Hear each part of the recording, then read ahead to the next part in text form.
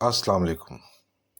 Law of demand कहता है कि प्राइस और क्वांटिटी डिमांडेड में इन्वर्स रिलेशन है, यानी प्राइस कम होगी तो क्वांटिटी डिमांडेड ज़्यादा होगी और प्राइस ज़्यादा होगी तो क्वांटिटी डिमांडेड कम होगी। इस चीज़ को हम आम तौर पर तीन तरीक़ों से समझ सकते हैं।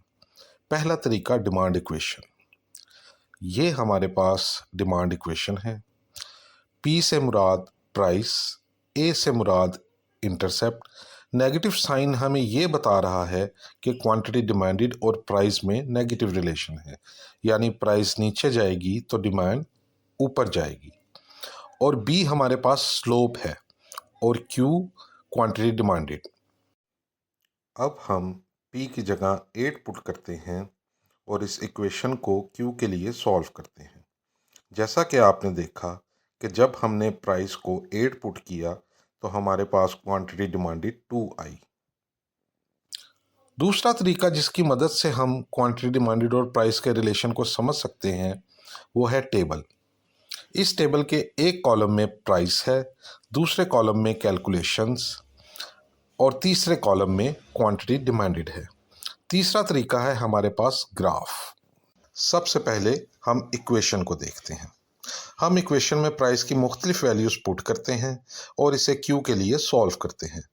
पहले हम प्राइस की जगह 8 पुट करते हैं और इसे क्यू के लिए सॉल्व करते हैं।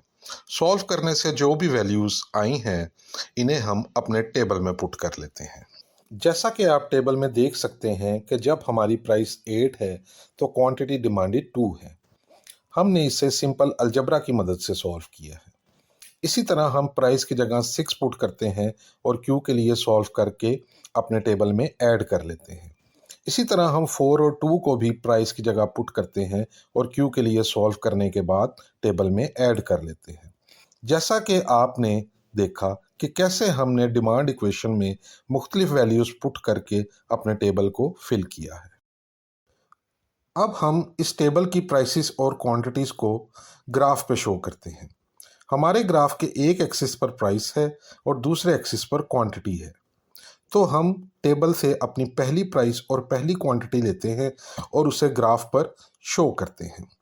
ये पॉइंट ये शो कर रहा है कि जब हमारी प्राइस 8 है तो क्वांटिटी डिमांडेड 2 है।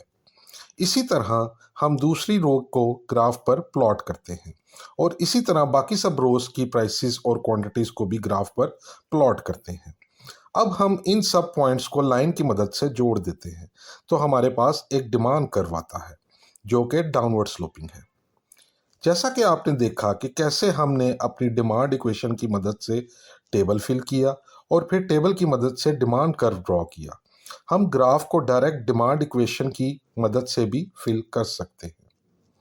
अगली वीडियो में हम देखेंगे कि मूवमेंट अलोंग द कर्व में डिमांड इक्वेशन पर क्या असर होता है और डिमांड कर्व के शिफ्ट की सूरत में डिमांड इक्वेशन में कैसे तब्दीली आती है।